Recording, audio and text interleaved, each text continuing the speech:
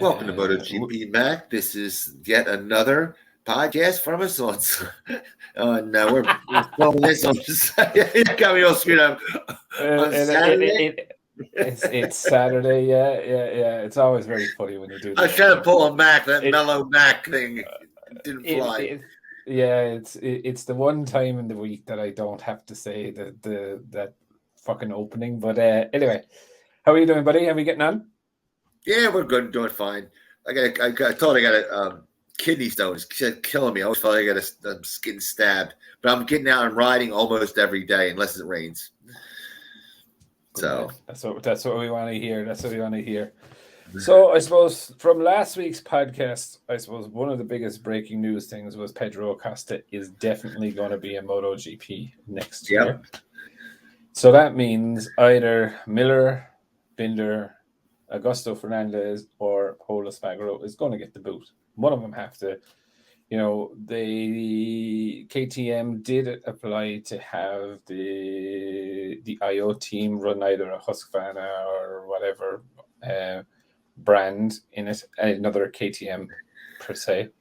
But that was thrown out because they can only fit 2 more bikes on the grid, and they want those 2 bikes to be a factory team rather than a satellite team, which I can kind of understand. But if I was Yamaha, I'd be very worried. Do you know what I mean? Because during the week, or last week, Gresini have done their deal or extended the deal for 2024 and 5, or maybe 2024.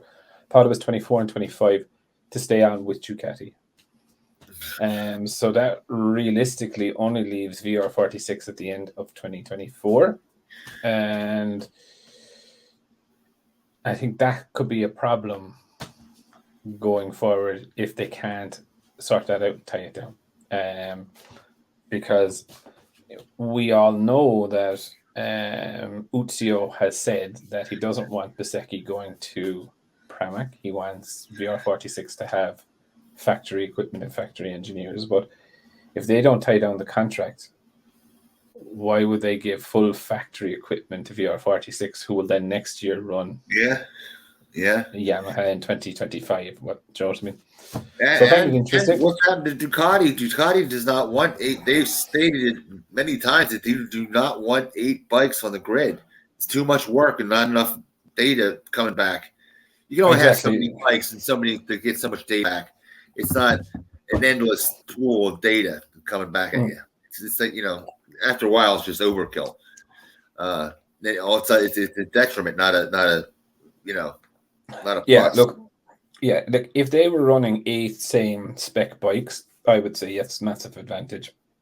But they're not anymore, Now, saying that, in my opinion, the GP21 and the GP22 and the GP23 are very, very similar and close. There's not a lot in it, right? Yeah. Maybe it does give them an advantage with tire data. You know what I mean? The tweaks are fucking slight now within it. Do you know what I mean? Yeah. So I would think there is a bit of an advantage. You can get some sort of data out of it. Yeah. But I don't think it's massive. Yeah. Now, is it 6 times more than Yamaha? 100% it is. Do you know what I mean? They have 6 more bikes running out there. Yeah. They have more data coming in. But again, I think the 2025 season, where our VR46 Yamaha, our VR46 going to be? Is it Yamaha or is it Ducati? And I think that's going to be a major sticking point in what happens with Bezzecchi. Yeah. Personally. Yeah. So, but Acosta, back to where we started, Acosta coming in does, how would I suppose, leave KTM to make a decision. Where is he going? They probably know already. But I thought it was very interesting in what Pol Espargaro said. Now, Pol is doing Goodwood this weekend. I think I was having words with someone in comments about this week. There was a few brand boys out there. Someone was telling me the other day that Yamaha make the best engines in the world. Most powered. And I'm like, everyone knows. It's not that Yamaha don't make the best engines in the world; they're just not as powerful as the others. It's a fact. Yeah. Anyway, look, it was So look, I think it's interesting to see Polo Espargaro, what is going to happen with him. I genuinely think especially this crash has been very traumatic for him, and I'm just not sure is he going to come back as he was. Do you know what I mean? Especially at minimum, it would take him, I would think, 3 or 4 races to get back to on the best case scenario, right? Exactly. Yeah. And look, where I think it is, okay, Augusto Fernandez has an option where they have to trigger his option. I think it's somewhere around September for the following year. Pit Beira has come out and publicly said that, he sees Augusto Fernandez as a long-term prospect, not a 1-year thing. But I just where I'm caught is with Pole. I think Jack Miller will be fine in his thing. Oh yeah. I think Brad Binder. I think they'll be lucky if they keep him. Do you know what I mean? I think there's going to be a couple of places queuing up to get him, and I actually think Aprilia will be one of them. He might stay at KTM since the bike got better though. He worked that hard to get the bike the back that's up to snuff, right? And you finally get there. Oh yeah. Look, it's tougher for the guy to leave. Just human nature. Yeah, look, I think he'll be quite good. Do you know what I mean? And loyal, I suppose, is the word. But again, look, it all happens in these meetings where the team are trying to get the best value for money, and all of a sudden, if one of the other good bikes come available, which, like we've said it a few times now about Aprilia, Aleix Espargaro did absolutely brilliant last year. He's having a tough time this year. Maverick is not performing. Right. He's not badly performing either. Do you know what I mean? But he's not that next level on the bike. Now he's that next step again. Yeah, and look, it's kind of, I suppose, the alien factor. Maverick is really, really fast, but is he still an alien? I don't know. And like on his day when the world is right, and like, look, congratulations, just go to him because his missus just had a baby. So, Joe, I think that's number 2. So look, life is definitely good for him. As they say, the more kids you have, you start to slow down. You know what I mean? So, look, I think it looks quite interesting to see where are Aprilia going to do, or what are they going to do? Because my view is Aprilia need an alien soon to take the bike to that next level and to be consistently fighting up there. But we'll wait and see. I suppose the other thing as well is back to Acosta. So who is going to move? Paul recently came out himself and said, look, I have a 1.5 years left in my contract, and this is kind of where I started getting worried. He's like, I have a 1.5 years in my contract, but he's like, if I'm not up to it, I won't continue. And as the manufacturer, are you going to sign somebody that just went through that much of an accident, took that much damage? Because you don't know how. You were sign a guy, and all of a sudden that the damage pops back up again, which it usually does with spines. I know personally, right? Mm. You think it's okay. I think, and then you got a problem again. What I genuinely think though is that I think the fear now is real, and I think when someone starts talking about if I can't do it or if I can't compete, then I'm gonna stop. It's fine saying that sitting down the pub with the lads when you're not coming back from a bad injury. Do you know what I mean? You say the day I'm getting consistently beaten or I'm not loving what I do, I'll stop. Very different coming from a fucking injury, because what that puts to me is, in my mind, is that there's a bit of fear and a bit of doubt. Do you know what I mean? Can I get actually back there and do this? And I suppose they're normal and natural feelings, but you'd never say it publicly. Does that make sense? Yeah. You'd say it privately to your family or whatever, but Yeah, look, I just think it's very, very strange. And I also think what's very strange is Ducati have said, what was it? What was it? By Sachsenring, they would have the rider announcements and everything sorted. But that's right. Yes. And they still haven't. So I think actually Zarco has thrown a spanner in the works by some of his good results. I think they're kind of now thinking, well, fuck. Well, why would we get rid of him? Do you know what I mean? So I don't know. I think it's quite interesting to see. So yeah, I find it, back to KTM though, or gas. I find it hard. I find it very hard to pick between Polo Spagaro and Augusto Fernandez. If I'm honest, this is the first time in my memory that I can ever remember them saying we're picking. Somebody's going into MotoGP or going on for next year, but they're not saying that the who it's with. Yeah. It's always that's where I genuinely think it's down to your man's performance. I think both their performances, like Augusto Fernandez, he's 14th, right? He's not last. Right. You know what I mean? He's a rookie. He's supposed to be last.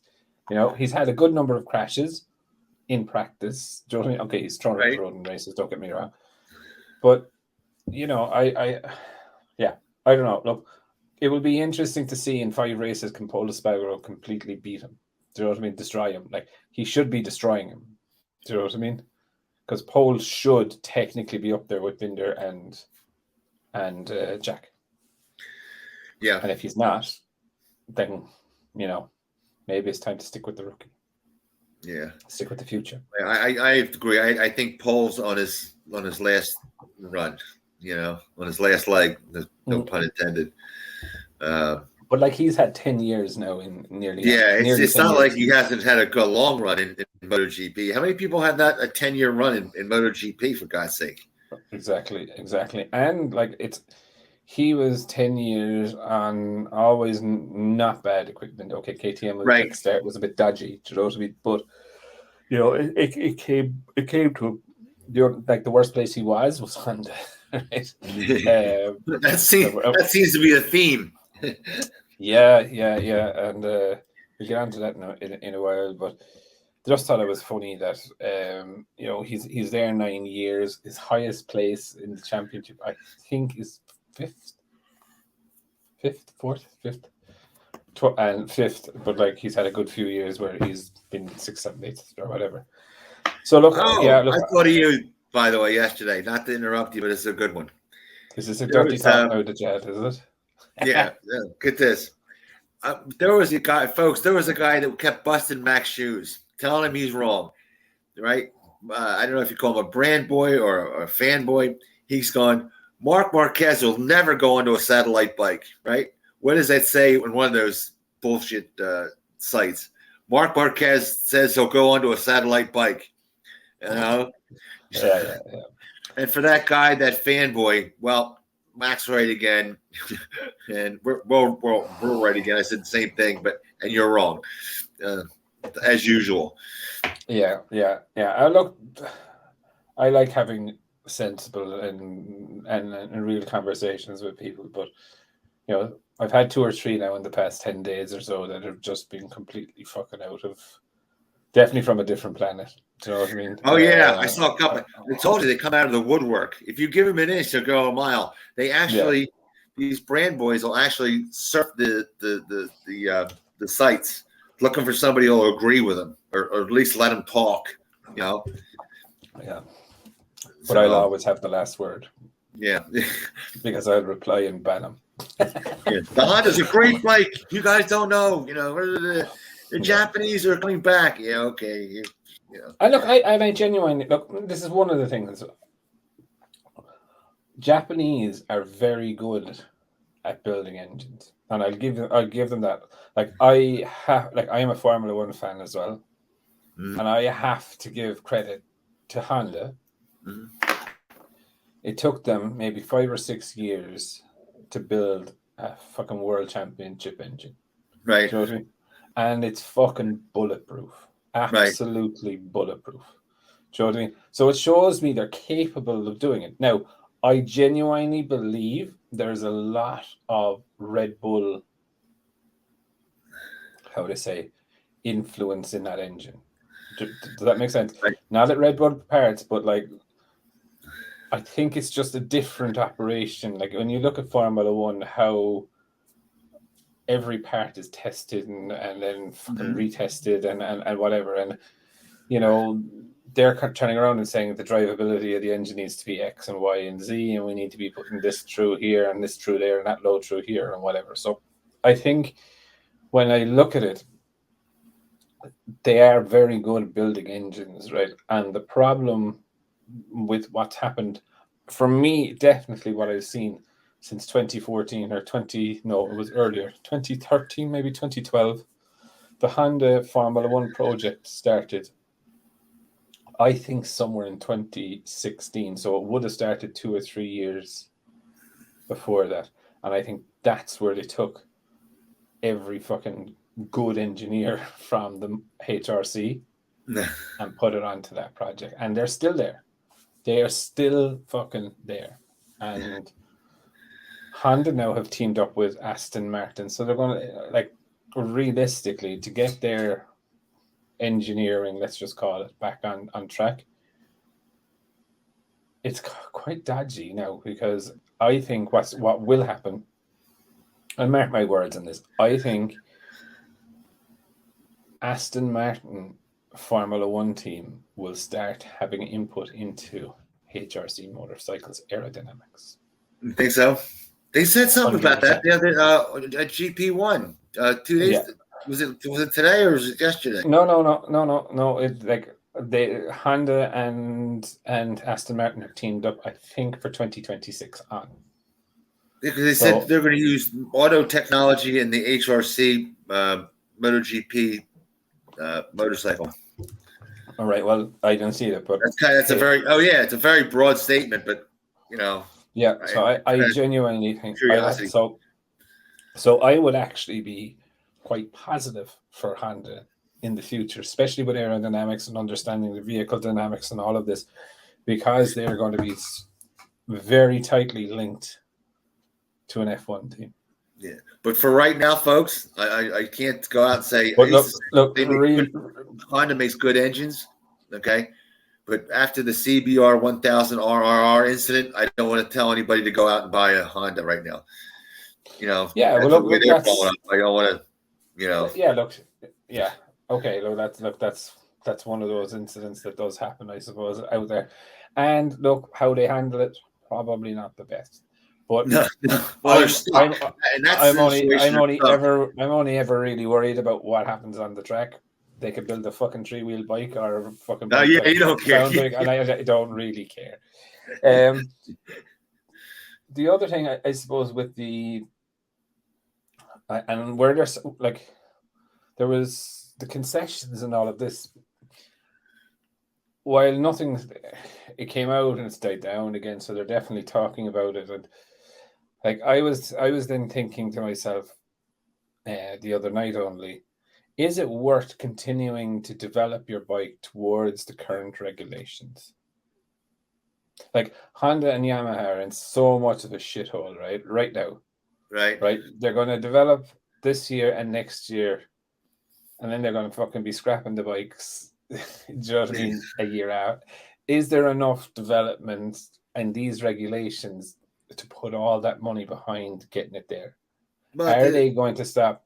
Do you know what I mean? Are they going to stay? And like a Formula One team did this in recent times when there was a changeover to the new concept. Right. They just said, fuck it, we're not going to spend money this year and still be at the back of the grid. We're going to put all our design resource for this year and next year into that car. Does that make sense? But in MotoGP, Carl Espinosa and the head of FIM said, we are definitely not taking off any aero, okay? We're into the aero. We want the bikes to be safer, so that aero is going nowhere. Remember? So yeah, but the so the aero is there to stay. Rear don't right think they're height going to have micro. that big of a change in this They new will. regulations. That Massive. there's saying we're more or less we want the bikes. We don't want them to go slower. We just want them to go around the corners better. Main thing is we want them to handle better. Yeah, but they're removing rear right height. Who said? No one said they're not driving. It's in the concession or in the discussions with the MSMA. The teams are Then they kind of must have maybe. Hopefully, that would be insane. Though that would be stupid if they didn't allow something to make up for it. Though, if you want to make the bike safer, you might not like it, but you want to make the bike safer. It's part of the deal, unless they go with, which would even be better, the active suspension. I don't think they're gonna. Yeah, I think Now that would be the way to go. The last I heard of the conversation was that one of the main talking points about the regulation change was the removal of the rear right height device. Which, I don't know, will it make a difference? Well, I suppose it'll slow people down. It'll create more high sights coming out of the corner. You know, Yeah, for safety. If you're thinking safety, you want to keep it on there.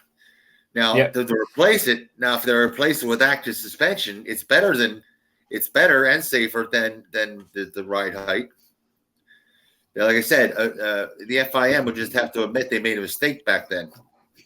Yeah, but I think Or they would just say, "Oh, we're allowing a safety." I would, if I were them, I would just say, "Oh, we're allowing active suspension again," and just leave it that way.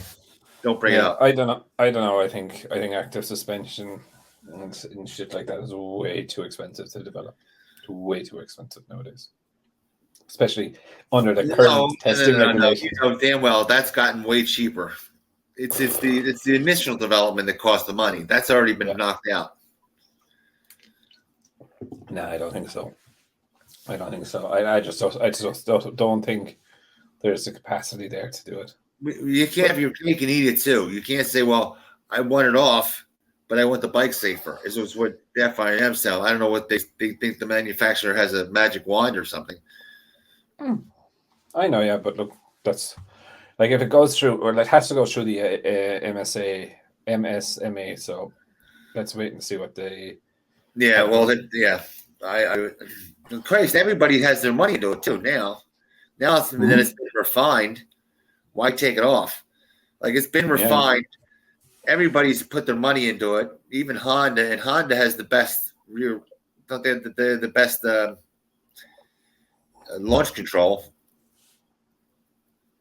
They do, yeah. Launch control they do have. Yeah, but I was getting worried there. I thought you were going to say best rear grip, and I was going to say the fucking thing doesn't know how to grip.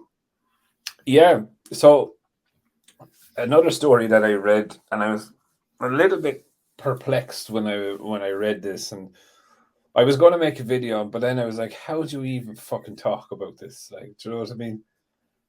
So Stefan Bradl, we all know the raciest test rider ever. Yeah. So he's done more races in the past 3 years than any other test rider. Has just turned around and said, I'm not a development rider. My job is that I get new parts, I test whether they are an improvement or not, and if they're improved, they go to they go to the factory team, and if it's not approved or if I don't like it, it goes back to be reworked. Isn't that kind of the definition of a development rider? So that's where I was like, how do you? So I was kind of like, how the fuck do you even describe it? Like that's what testing is, Joe. You test new parts. Are they better? Yes. Then you run those new parts, everything combined towards the end of your test, and you're like, God, yes, this is much more better. This is a better base setting or whatever. Let's ship that over to the factory team. But I'm not a development rider. Like, what is a development rider in his mind? Is that one of those ones that develop bikes and they do thousands upon thousands upon thousands of laps? Well, he is one of the main ones doing the fucking thousands of laps for the MotoGP team. So while he's saying he's not a development rider, he's a test rider. but in testing and development, That's just semantics, really. Yeah. But it's a real insight into the mentality, I suppose, within the team. Now, Taka's comments, I thought today were really, really interesting, because Taka really just gave us the insight into what's happening. Is that and I'm going to say this for the brand boy that was telling me that I was completely wrong. It's kind of why I made that video as well. So in 2022, we all know that Honda shifted the concept of the bike from on the nose to rear bias. Well, they had to.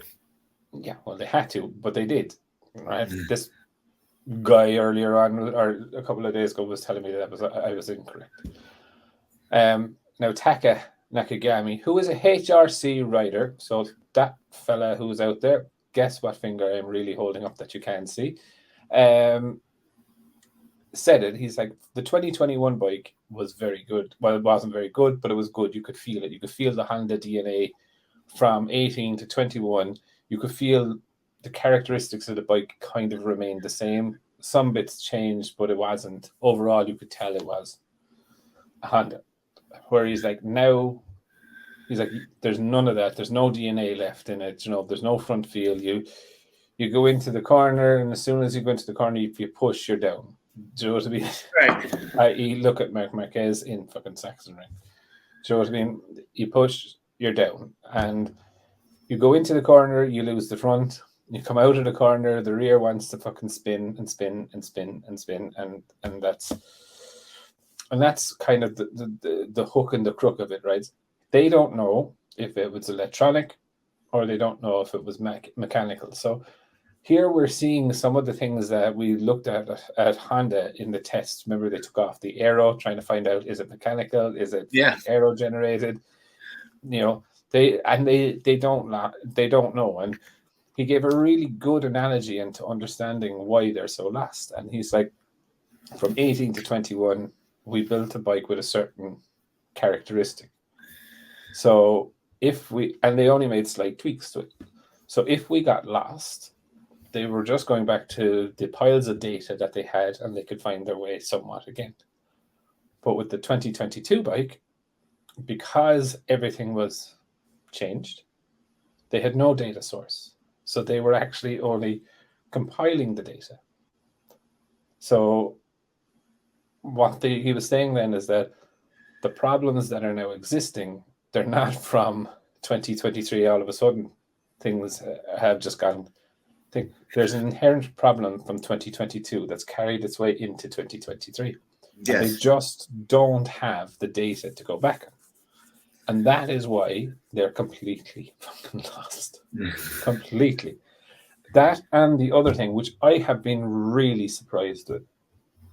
And he said that all 4 riders have 4 different development programs. So no bike out there is running the same spec. No. Does he know that they all run every bike is developed off the tires, not the riders, and they have since 2009 for one. Okay, they're slightly personalized by the engineers, spring rates and stuff they do the settings, for each personal ride. But what he was saying is that every chassis is slightly different. No. Yep. No. Yep. 100%. I can show you the article. Every chassis, and they can't transfer data. They can't ask each other because it's all irrelevant. And that's where the problem is. You got fanboys. They'll that's why I call them delirious fanboys or delirious brand boys. They come up with stuff. It's like, it's never the bike. It's always, the rider or, the weather or whatever. I'll quote what he said. Yes, the 4 riders had different chassis and followed different development strategies. Each crew chief applied different ideas. We couldn't copy anything. We couldn't exchange data. We couldn't even share our ideas because all 4 had their own. That's the quote, Brand Boys. That's the quote, Brand Boys. It's in the press. That's what Taka Nakagami said. Fuck off if you think anything. That takes a lot for Mac to get wound up. Let me tell you, I'm a lot quicker on the draw when it gets me wound up on Brand Boys. Yeah, but no, look, like that's what they're saying. So there is the root of Honda's problem. The root of their Honda problem, and it sounds way too simple, is they've had the weakest engineering in MotoGP for the last decade. Period. Take the engineering out of it. Take the engineering out of it, right? Okay, we'll take that out. You're in this shit. You need to find a direction, right? Right. So you give everyone different parts every week, completely different chassis. So you're gathering no data. You're gathering individual data, but you're not gathering data that you can turn around and say, well, Mir said this, and they're all on the same thing. Mark said this, Mir said this, Taka said this, Alex said this. Right. This is about this setting. Do you know what I mean? So they're but what they're coming in and they're using all different things, and Mark is saying this and Rins is saying that. No wonder they're not going fucking forward. No wonder, because when it goes back to Japan, they're like, okay, we 4 different requests for 4 different chassis. So how do they have no direction? If you have no direction, you're going to find that. Because they don't have baseline data. That's right, exactly. Yes. So that's the root cause of Honda, in my view, is the root cause of Honda's problem is it's not the engineering, it's the strategy to develop the bike. Well, we knew they had no baseline when they came out without aero. Well, I actually thought that was very smart. I'm surprised. It was a smart idea. It was a smart idea. I'm surprised more teams don't do that. Do you know what I mean? To understand the mechanical. No one else was smart, by the way. Alan Green, beginning of the year, he used to come out and said, "How come Honda runs fast and slow?" And I said, the Honda, they're turning back the power, trying to get a baseline for their handling. I said it's smart to run that thing with less power. I said you don't come out with max power and try to make your handling work at the same time. You get it with less horsepower and then move it up. Yeah, okay? Yeah. I don't know if they've gotten to that point where they can move the power up or not, or what their power level is. I mean, they could have an extra 20 horsepower sitting in the bag for all I know. Mm. Did you actually see during the week that Suzuki gave Aleix Espargaro one of his old bikes from 2016? Yeah, I love that. I actually love seeing that when riders get one of their old bikes back. And actually, I do want to also say a really good thing that Maverick Vinales did. Everyone remembers Salam, who was killed in Catalonia a number of years ago. Mm-hmm.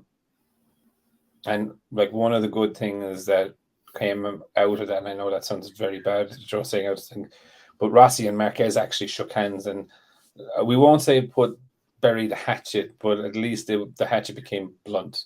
Do you know what I mean? Yeah. They're still taking swipes at each other, but he actually bought his Maverick, found his Aprilia 125, right, and he bought it and he gave it to Salam's mom and dad. I thought it was a really nice touch. Do you know what I mean? Just to do it, but so then, but I love seeing the riders getting their old bikes back, and Aleix looked pretty happy with it. Now I know it's like 2016, so the bike is completely out of date, and Aprilia wouldn't be looking into an inline 4 engine anyway. So that was I thought it was pretty interesting. The other thing there was one more thing I was going on about the other day.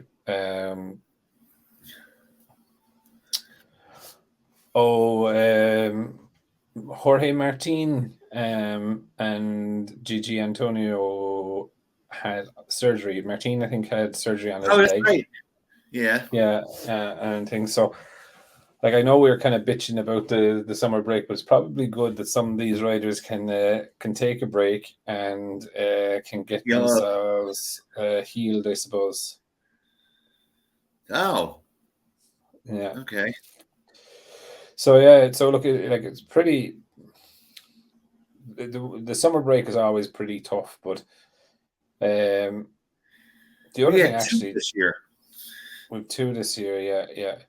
Jack Miller, I have to look. Some people for some people, Jack Miller is like Marmite. Like you either love him or you hate him. Like you know what I mean? But like one of the things I thought was really funny is that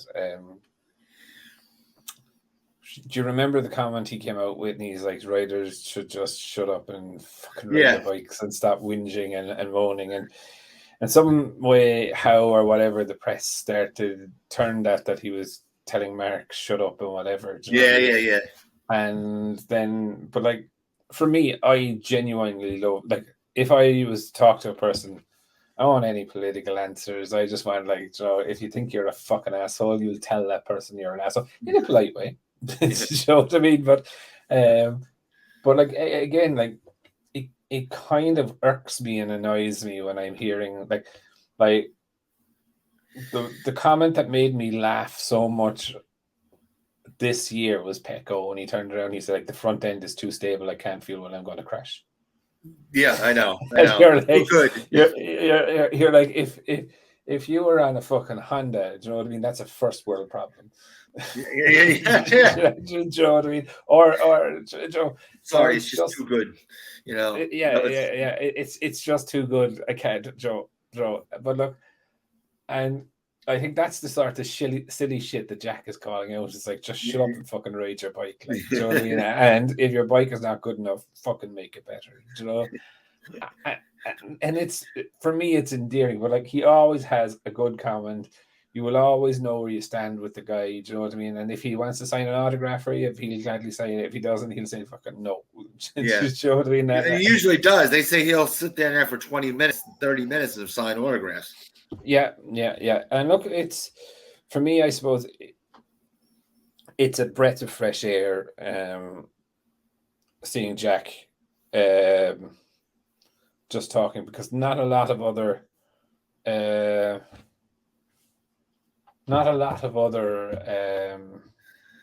riders are like that in the way, you know, what I genuinely like it, because I would be quite like this as well, is that I would look at myself before blaming the bike. Does that make sense? Yeah.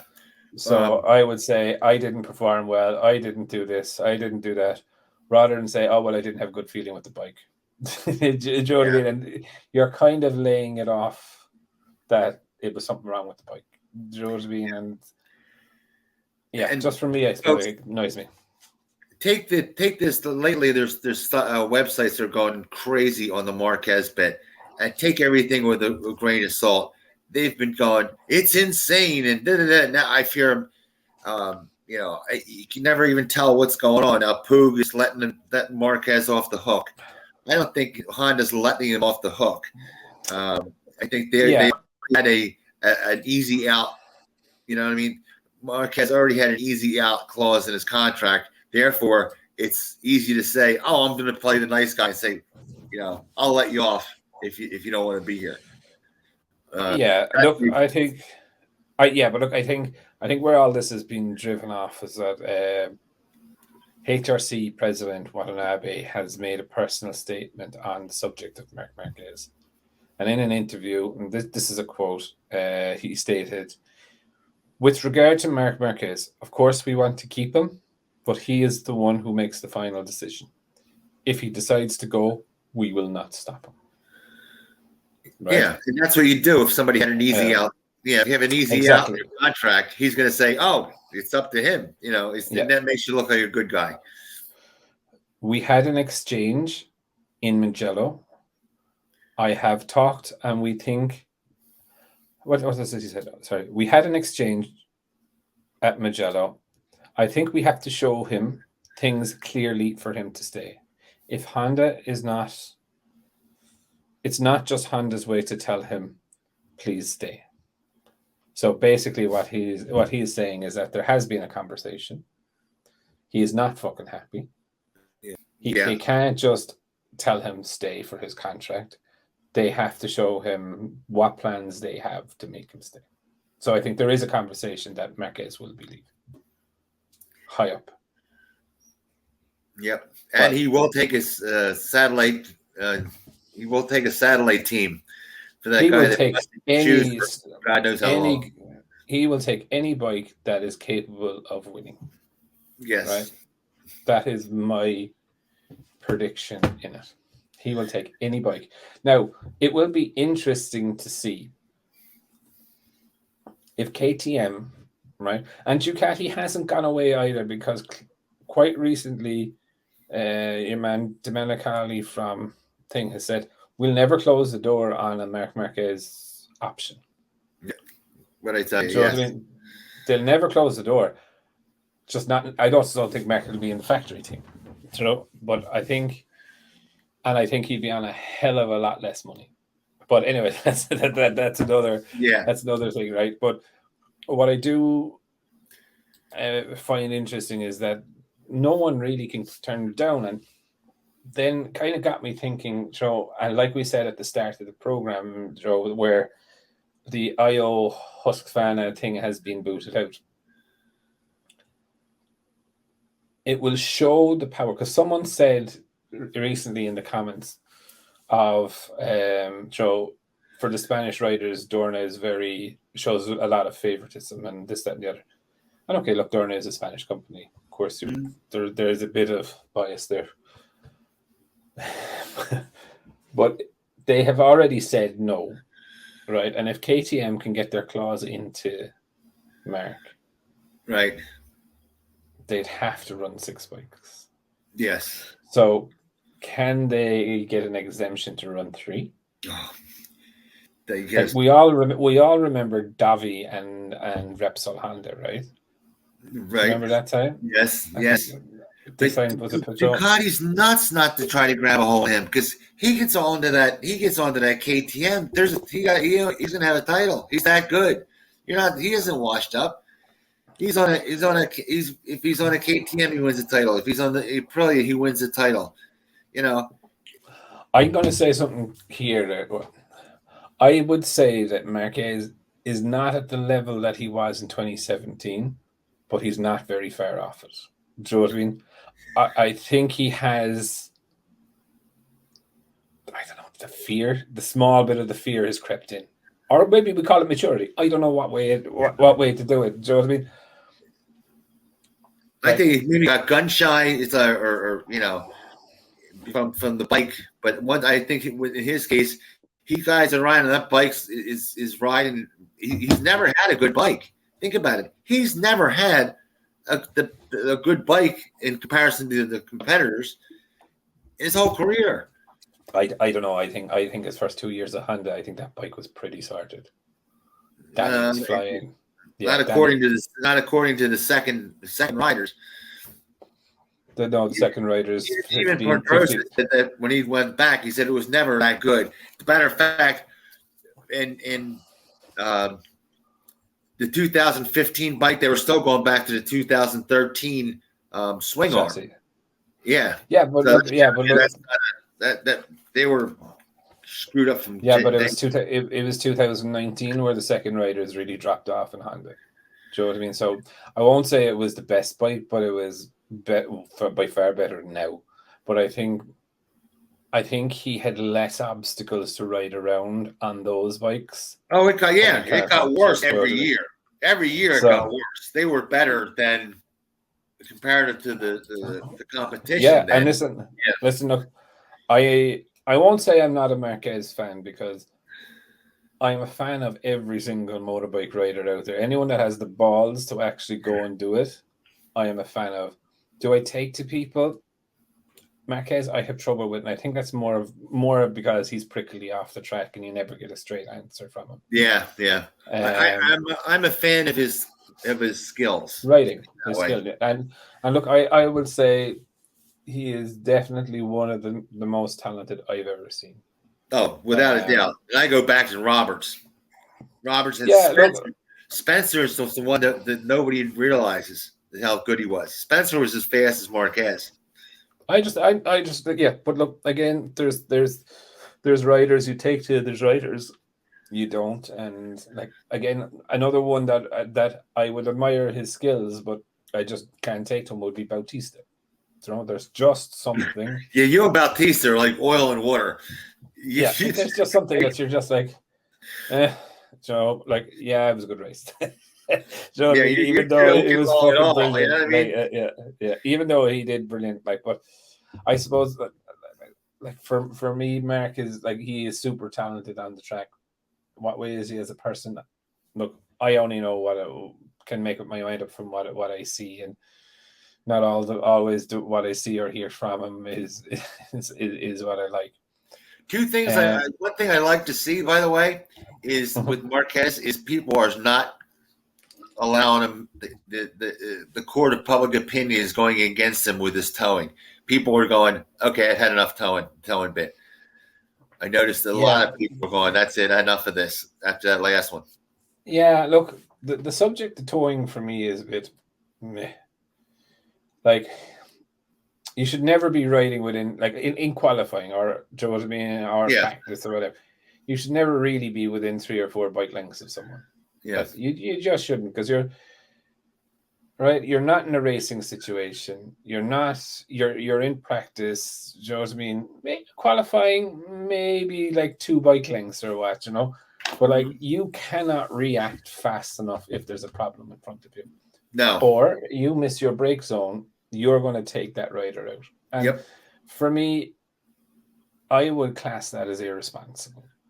Yeah. That's right. So irresponsible riding. Do you know what I mean? I don't mind someone 5 or 6 bike lengths ahead getting a draft. I don't, or a slipstream. I don't have a problem with that. Do you know what I mean? That's smart riding. Do you know what I mean? In my view, you're like, I'd love to see Yamaha be fucking slipstreaming, you know what I mean, to bring up the fucking speed on the straight, right? So that they could run more aero or whatever it is that they need. So for me, when I'm looking at it, if someone is doing it in a smart and tactical way, I'm like, fair play to you. But when you're riding up the rear hole of someone, do you know what I mean? And I go back to, what was it, Mugello? Like, he nearly took Vinales out. Yeah, he's trying to get that. What is it? What do they say? It's up to a third of a second he can get from a single lap. He's trying to get that 1 lap wonder out of there. The bike's not made for it. Yeah, and Nakagami said it. He's like, you can grit your teeth, bite the screen, and do 1 fucking fast lap in the Honda, but you can't do 10. You can't do 20. It's just not going to happen. Yeah, and it's unfair, because what happens is everybody does it. Yeah. Right? You'd have the pandemonium, and there would be bikes strewn all over the place, you know? Mm-hmm. But it will be interesting to see if Dorna do show their bias. And even though that they said they won't allow, like, I personally myself think the chances are very, very low of a manufacturer coming in the next 3 to 5 years. Right. Yeah. Oh, yeah. Yes. So for me, I'm like, the economy's not doing that well, folks. Let me tell you. And when I look at it, how would I say? When I look at it, then okay, IO would come in and run 6 KTM. That would be 6 KTMs being run. I think what Dorna are actually holding out, they're either going to bring up a satellite team to run Yamaha, or the VR46 are going to take it over. Yeah. So I think, So look, I would be surprised if it happened, because realistically, if they put 6 KTMs on the grid, 8 Ducatis on the grid, 2 Yamahas, 4 Hondas, 4 Aprilias, look, realistically, I think I could see an exit for Yamaha then. Do you know what's been going? Like, fuck it, we can't even get someone to ride or to run a satellite team for us. Do you know what I mean? Right. So look, I genuinely don't know. I know with Davi that time with the contract they were obliged, and I think that's why Dorna gave them a special dispensation to run 3 bikes. But I don't think they could do that all the time. So, but that big drop when Suzuki pulled out of MotoGP, the customers pulled out. People wanted it. They were scared shitless when they pulled out the MotoGP. It lost the company. People lost confidence in the company pulling out of MotoGP. So that would help as far as Yamaha going. Do we want to do this? Do we want to take that big bite in the ass that the Suzuki did? Yeah, well, look, it's like just for me where I'm looking at it more so is like the most important thing to Yamaha right now is data, right? And if they can't get data, they could struggle through this year and struggle through next year. Personally, myself, with the rule change for 2020, is it 25 or 26? I think it's 26. There are different ones. I thought it was 25. With a rule change or a pending rule change coming up, right?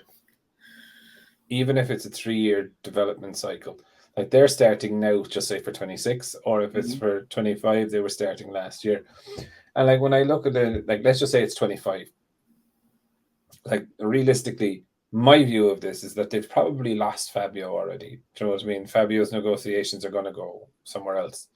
Like Fabio's not, even if they come out with a brand new concept, Fabio's going to say, yeah, when the bike is good, I'll come back. Yeah. You know what I mean? I wanted to see Fabio up there. You know, he's my favorite rider.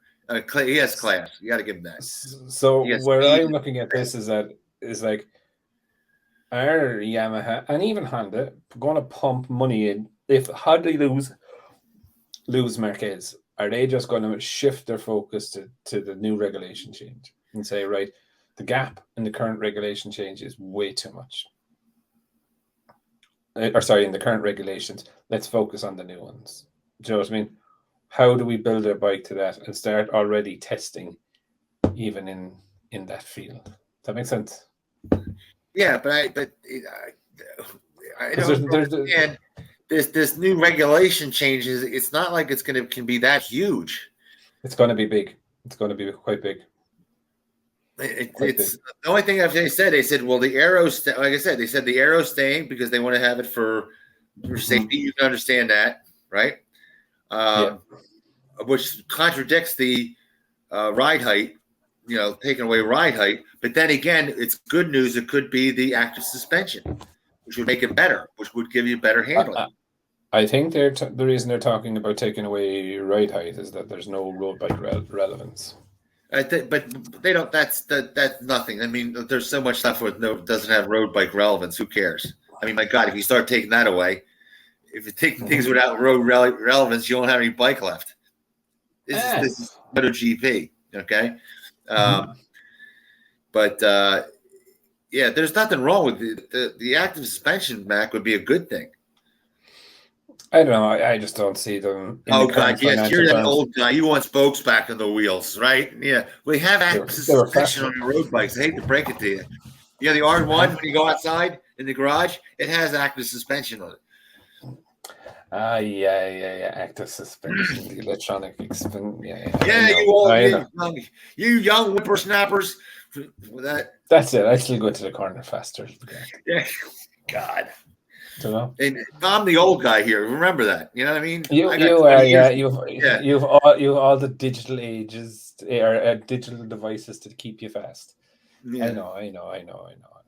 Like I just don't need to use the clutch when I shift. So I know what I'm doing. I don't need a little black box to go, okay, you can switch. Okay, no, you can't. I don't. Yeah, but you can't do that anymore. It's past those days. They're just too fast and too powerful, buddy. That's all right. I agree with you, but they're too fast. Unless they start putting monkeys on the bikes, you know what I mean? They only have the reflexes are only so fast. Yeah, look for me. Look. I don't like electronics. Being honest, never like. The day I fell out of love with electronics was the day I rode the Mark II Aprilia RS 250. because I had the Mark 1, like no electronics, and I can Yeah. go from 6th gear to 1st gear and go, okay, Jeez. right? And then in the Mark 2 one, I try go 6th gear to 1st gear and go, oh, no, Vavanculo, motherfucker. You know what I mean? And it would tell you, no way, not doing it, not safe to do so. Do you know what I mean? And yeah, look, I don't know, I think, yeah, what kind of where I'm going with it though is that if there's only 2 years left in the current regulations, and I think they'll start shifting their focus very quickly. If Honda lose Mark this year, they'll definitely shift. They'll definitely shift the focus, in my view. Well, he said Yamaha has better engineering, and they always have than Honda. Even when you go back to the production bikes, right? Think about it.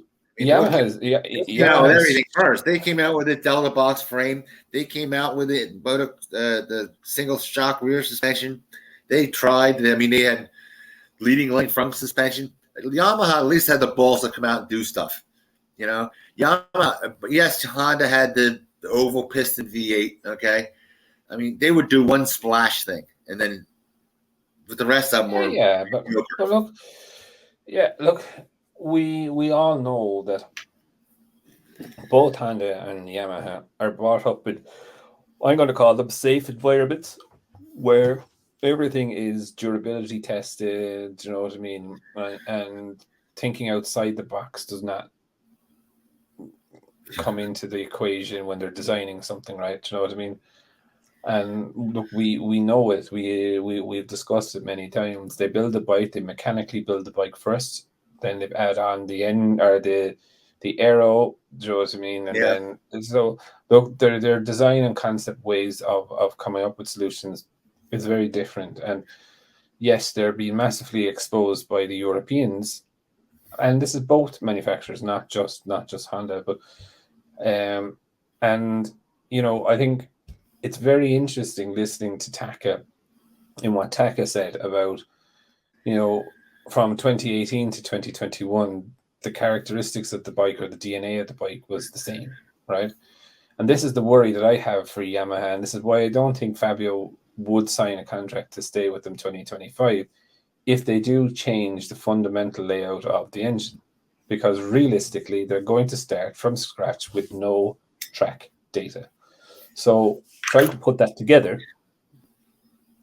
Marmoni is a fucking genius, right? I will give him that. Mm-hmm. But again, it's still going to take them 2 years to dial that bike in minimum.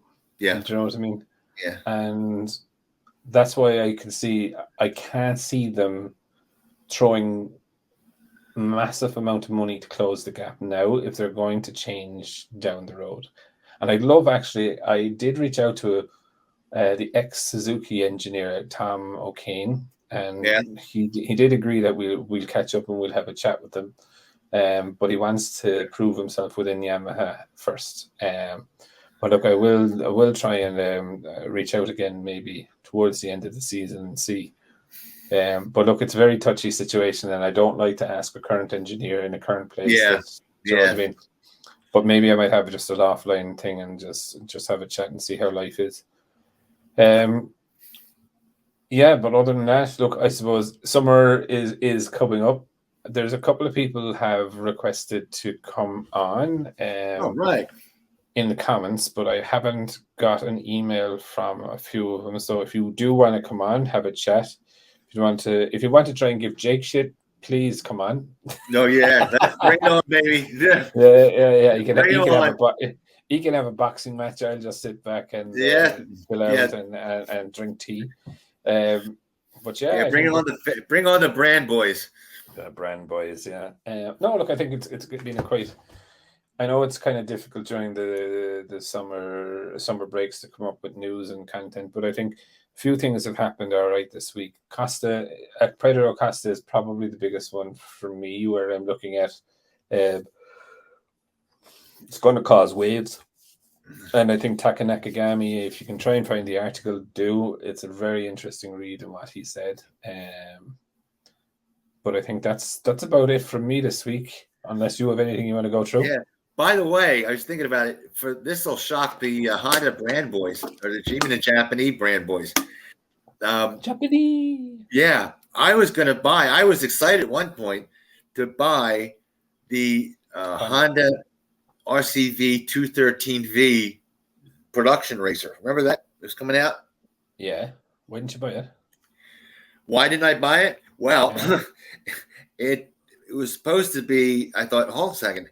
There's engineering has sucked for years. It's been dragging their feet. They've been dead last for so long.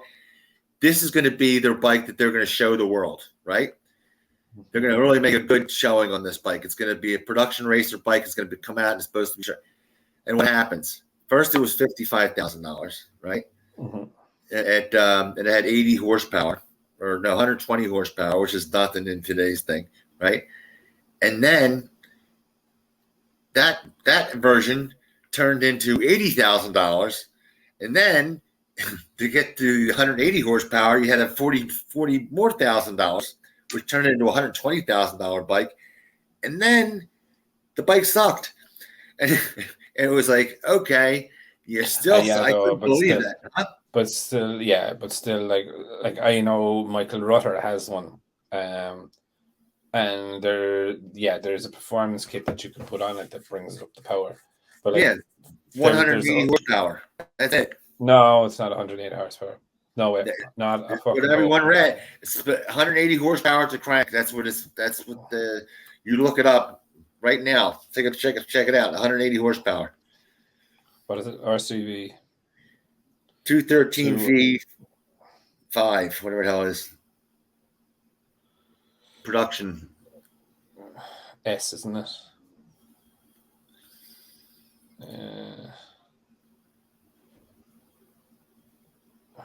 Honda RCV 213 super, because Rutter has one and he races it in the super bikes in the Isle of Man, and I don't think he's going to go in there with a 50 horsepower deficit around. Trust me, it's if I was going to buy it, because I know they're 160,000 sterling, so that's like 180, 200,000. Yeah, so we're right on the money. We're on the right bike, but it's 180 horsepower with the performance package.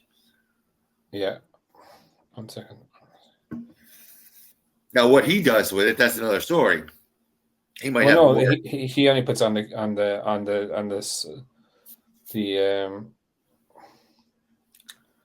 only puts on the kit. Because I don't think he can do too much to it. Max power 215 brake horsepower, 13,000 RPM with the kit. 159 as standard. Yeah, well, that's another kit because it's not what you and I would buy. Came off was 180 horsepower. 159 brake horsepower off the shelf. Yeah, well, it was 120 off the shelf, and then at 40 more. Yeah, and now it's maybe they put another kit on it.